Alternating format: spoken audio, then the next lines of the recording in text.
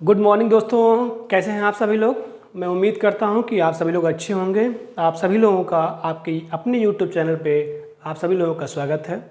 दोस्तों, मेरा last lecture हुआ था कार्बोहाइड्रेट्स पे और मैंने कार्बोहाइड्रेट में बताया था मोनोसेकेराइड्स। मोनोसेकेराइड बताया था मैंने ग्लूकोज, फ्रुक्टोज एंड गैलेक्टोज, इसको मैंने पढ़ा दिया था। अब उसी सीरीज़ में हम आगे चलते हैं। जो बचे हुए हमारे टॉपिक हैं डाइसेक्राइड एंड पॉलीसेक्राइड्स। तो आज देखते हैं हम लोग डाइसेक्राइड और पॉलीसेक्राइड्स। देखिए, डाइसेक्राइड्स क्या है। जब मोनोसेक्राइड्स के दो मॉलिक्यूल्स, जब मोनोसेक्राइड के दो मॉलिक्यूल या दो मॉलिक्यूल से अधिक और 10 मॉलिक्यूल के से कम आपस में जुड़े होते हैं एमाइड बॉन्ड के द्वारा, तो उसे हम कहते हैं डाइसेक्राइड्स। क्या कहते हैं उसको हम? डाइसेक्राइड। देखिए, जब कोई मोनोसेक्राइड्स के दो मॉलिक्यूल से अधिक 10 मॉलिक्यूल के अंदर तक, देखिए 1 2 3 4 5 6 7 8 9 एंड 10, जब दो मॉलिक्यूल से लेकर 10 मॉलिक्यूल से या 10 अणु तक आपस में एमाइड बॉन्ड द्वारा जुड़े होते हैं, एमाइड बॉन्ड द्वारा जुड़े होते हैं, तो उसे हम कहते हैं डाइसेक्राइड। डाइसेक्राइड के उदाहरण में 3 चीज़ें आप पढ़ेंगे। एक पढ़ेंगे आप सुक्रोज, दूसरा आप पढ़ेंगे माल्टोज और तीसरा पढ़ेंगे आप लैक्टोज। देखिएगा, सबसे पहले हम देखते हैं सुक्रोज। सुक्रोज क्या होता है? जब ग्लूकोज और फ्रुक्टोज के मॉलिक्यूल आपस में एमाइड बॉन्ड द्वारा जुड़ जाते हैं, तो उसे हम कहते हैं सुक्रोज। क्या कहते हैं? ये सुक्रोज। ये सुक्रोज बेसिकली क्या होता है? सुक्रोज बेसिकली दोस्तों होता है चीनी। क्या होता है? चीनी। अब ये चीनी बनता कैसे है? एक तो आप जानते हैं इंडिया में ज़्यादातर चीनी का उत्पादन गन्ने से किया जाता है। आप सभी लोग जानते हैं चीनी का उत्पादन सबसे ज़्यादा इंडिया में गन्ने से किया जाता है। लेकिन अमेरिका की बात करें या किसी और कंट्री की बात करें तो चुकंदर से, कहाँ से? चुकंदर से चुकंदर से चीनी का उत्पादन किया जाता है। ठीक है ना। ये इंडिया में ज़्यादातर देखेंगे आप चीनी का उत्पादन गन्ने से किया जाता है, लेकिन अमेरिका में देखेंगे चुकंदर से चीनी का उत्पादन किया जाता है। ये बात तो क्लियर हो गई। अब देखिए, ये ग्लूकोज और फ्रुक्टोज के मिलने से बनता है। ठीक, इसको हम डी ग्लूकोज भी कहते हैं या डी फ्रुक्टोज भी कह सकते हैं। इसे हम डी ग्लूकोज और डी फ्रुक्टोज भी कह सकते हैं। देखिए, दूसरा हमने एग्जाम्पल लिया, वो एग्जाम्पल है माल्टोज का। समझिए, जो माल्टोज होता है इसको माल्ट शर्करा कहते हैं या जई शर्करा कहते हैं या ज्वार शर्करा भी कहते हैं। इसे बाजरा या रागी के द्वारा भी उत्पन्न किया जाता है या प्राप्त किया जाता है। देखिए, जो माल्टोज होता है दोस्तों, वो ग्लूकोज और ग्लूकोज को मिलने से बनता है। क्लियर ना। अब देखिए, ये तो हो गया माल्टोज शुगर। तो माल्टोज शुगर में आपसे पूछेगा कि माल्टोज शुगर किसकी दो अणुओं के मिलने से बनता है, तो आप कहेंगे ग्लूकोज के। आपसे पूछेगा कि सुक्रोज किन दो अणुओं के मिलने से बनता है, तो आप बताएंगे ग्लूकोज और फ्रुक्टोज से। क्लियर ना। अब आगे देखिए, लैक्टोज जो होता है इसको हम लैक्टोज शर्करा कहते हैं और बेसिकली ये लैक्टोज शर्करा मिल्क में पाया जाता है। कहाँ पाया जाता है? मिल्क। दूध जो मीठा होता है ना, प्राकृतिक रूप से जो मीठा होता है, उसमें जो शर्करा पाई जाती है या जो शुगर पाया जाता है दोस्तों, वो पाया जाता है लैक्टोज शुगर। तो इसको हम कहते हैं मिल्क शुगर। क्या कहते हैं इसको? Milk sugar. अब ये मिल्क शुगर दो मॉलिक्यूल या दो अणुओं के मिलने से बनता है। एक को हम बोलते हैं ग्लूकोज और एक को बोलते हैं हम ग्लैक्टोज।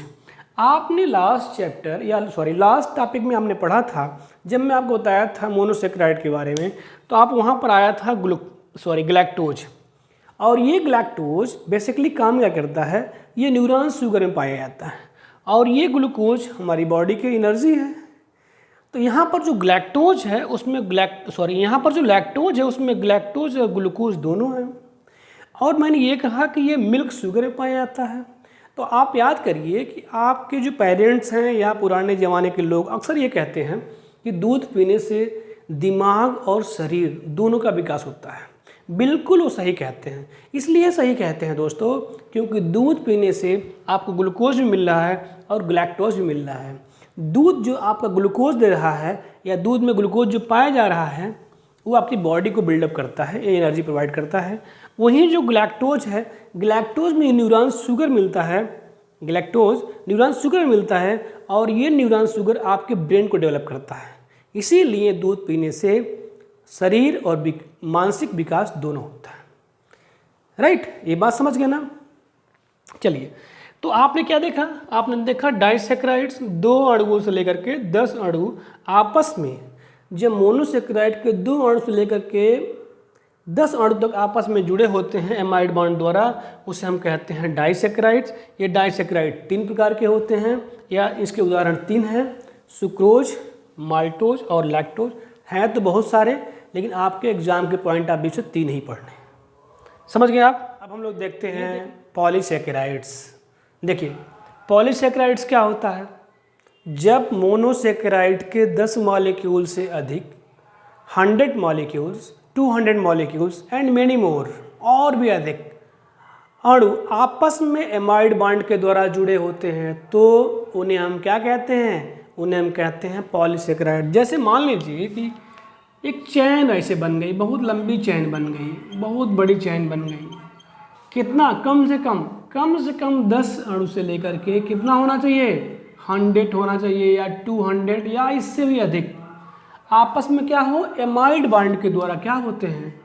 जुड़े होते हैं। जब ये एमाइड बॉन्ड के द्वारा आपस में क्या करते हैं? जुड़ जाते हैं, तो उसे हम कहते हैं पॉलीसैकेराइड। पॉली मीन्स होता है मेनी। पॉली मीन्स क्या होता है? मेनी या बहुलक। किसके बहुलक हैं? सैकेराइड के बहुलक। यहाँ देखिएगा, ये लिखा है सैकेराइड, यहाँ से देखिए क्या लिखा है? ये लिखा है सैकेराइड। जब सैकेराइड के बहुलक होते हैं, क्या होते हैं? जब सैकेराइड के बहुलक होते हैं या शर्करा के बहुलक होते हैं तो उसे हम कहते हैं पॉलीसैकेराइड्स। राइट, किसके अणु हैं? मोनोसैकेराइड के। कितने अणु हैं? 10 अणुओं से लेकर के 200 अणु, 100 अणु आपस में जुड़े होते हैं, उसे हम कहते हैं पॉलीसैकेराइड। अब पॉलीसैकेराइड के अंदर कई सारे एग्जाम्पल्स हैं, उन एग्जाम्पल्स को हमें क्या करना है? पढ़ना है। तो आइए देखते हैं। एक मैंने फार्मूला डिजाइन किया है। फार्मूला क्या है दोस्तों? फार्मूला है Sc²GH। ये फार्मूला आप याद रखिएगा, Sc²GH, और ये फार्मूला याद करने से आपके पॉलीसैकेराइड सारे याद हो जाएंगे। देखिए, एक S का मतलब क्या हुआ है? स्टार्च। यहाँ C² लिखा मैंने।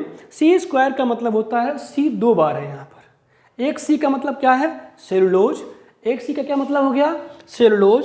दूसरे C का मतलब हो गया काइटिन।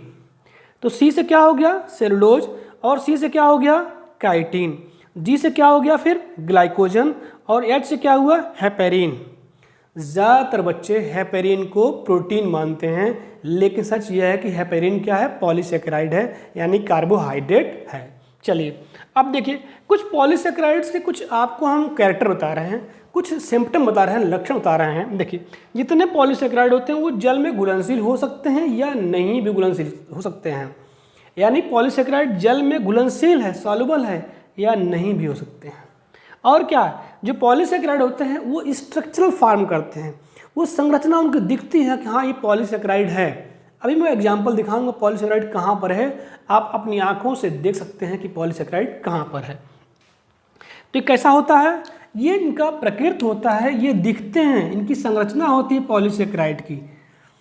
ये स्वाद में मीठे हो सकते हैं, नहीं भी हो सकते हैं, या होते भी हैं तो बहुत कम मीठे होते हैं।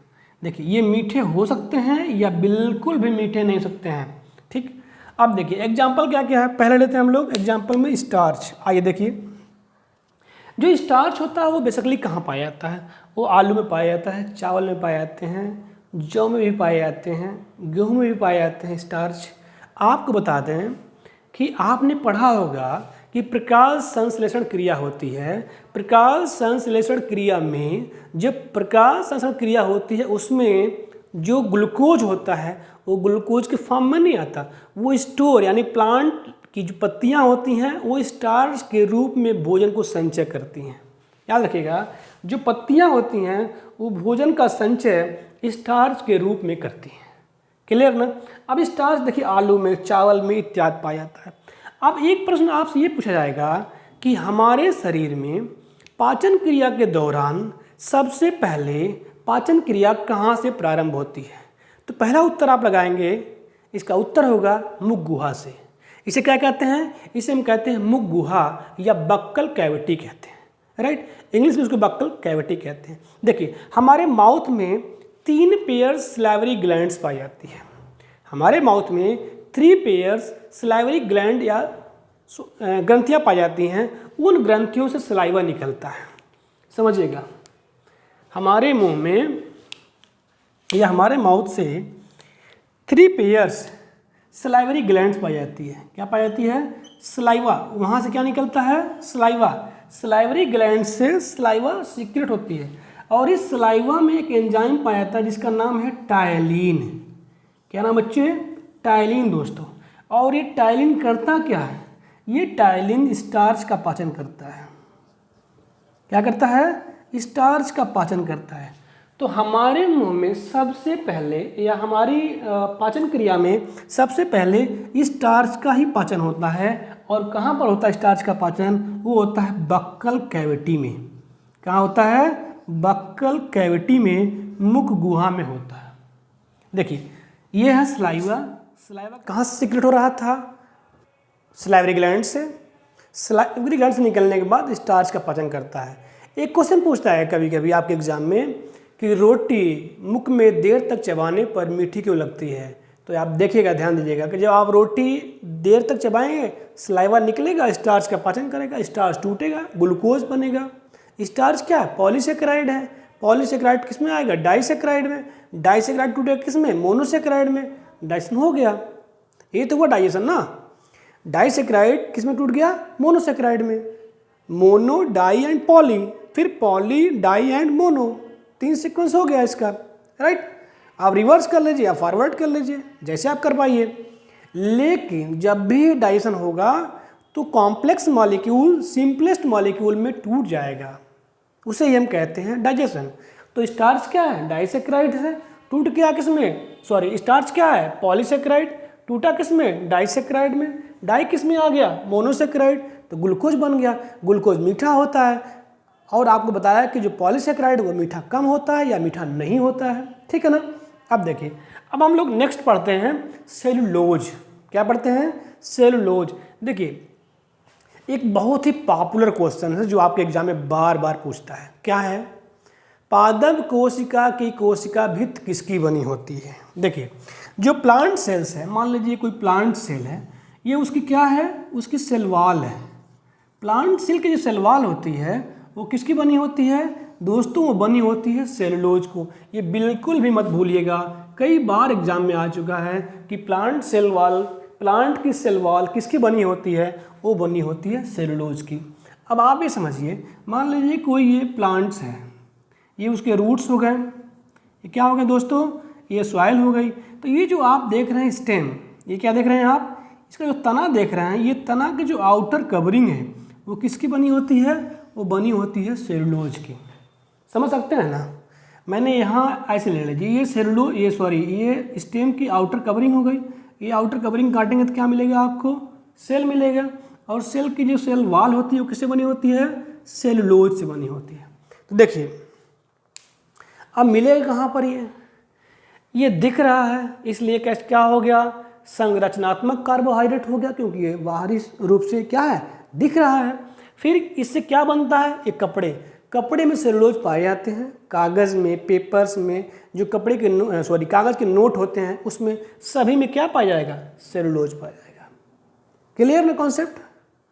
अब भूलेंगे नहीं ना आप। देखिए सेलुलोज का पाचन ह्यूमन की बॉडी में नहीं होता, मानव के शरीर में सेलुलोज का पाचन नहीं होता है।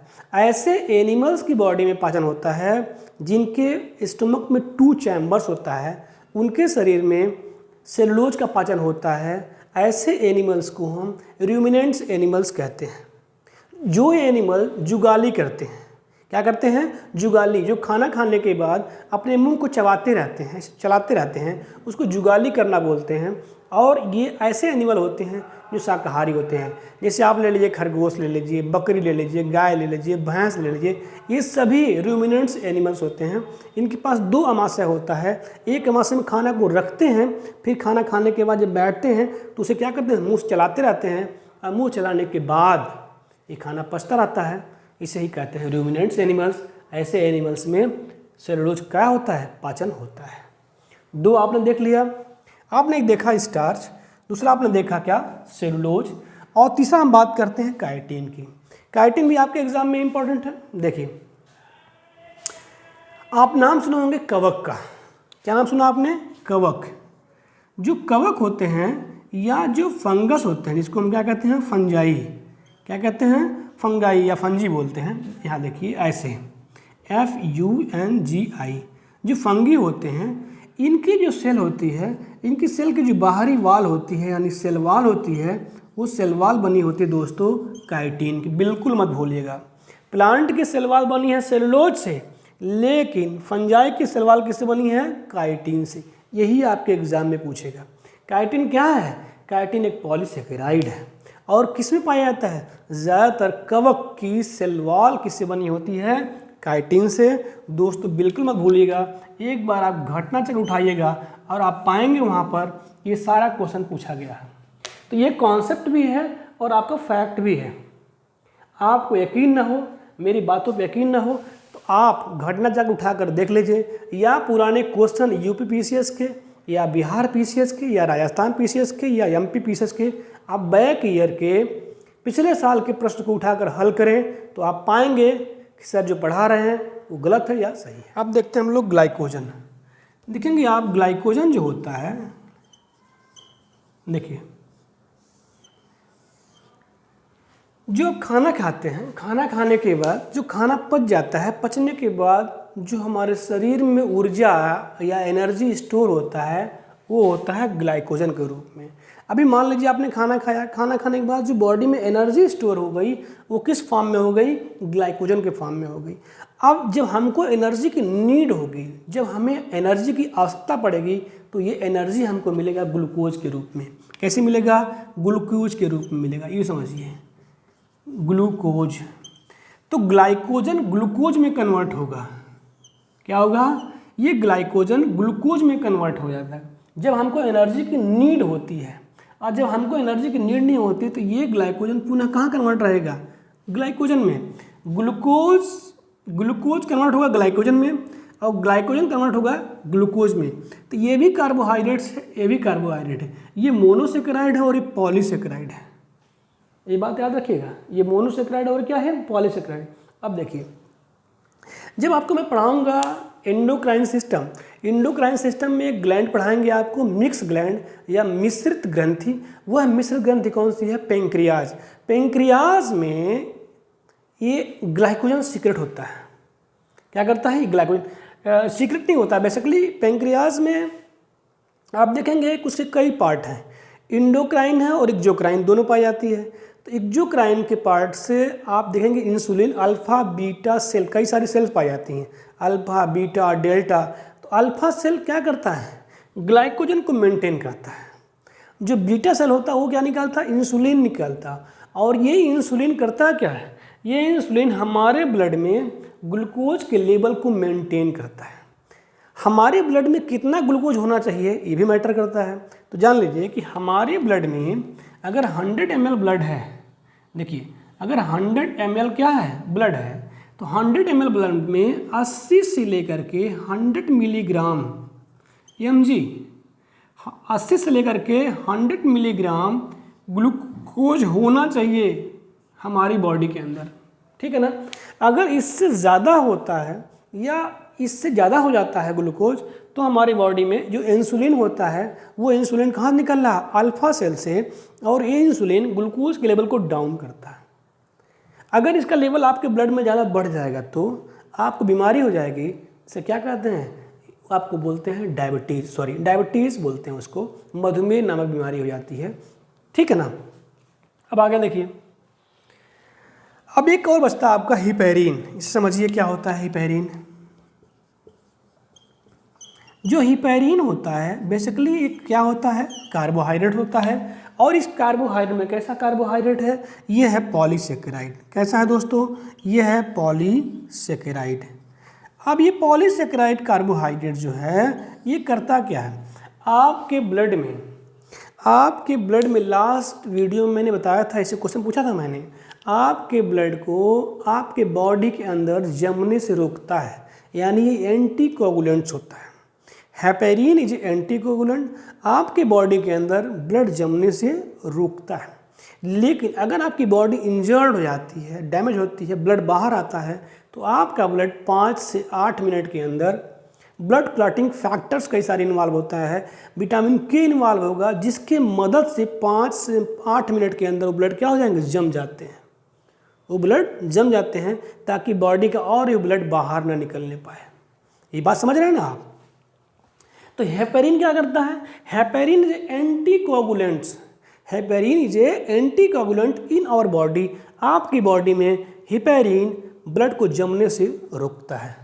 तो दोस्तों मैंने ये टॉपिक कवर किया कार्बोहाइड्रेट। इस कार्बोहाइड्रेट में मोनोसेकेराइड, डाइसेकेराइड और पॉलीसेकेराइड। मोनो मैंने पहले वीडियो में पढ़ा चुका था, इस वीडियो में मैंने बताया कि डाइसेकेराइड के बारे में, फिर आपको बता रहा हूँ पॉलीसेकेराइड के बारे में।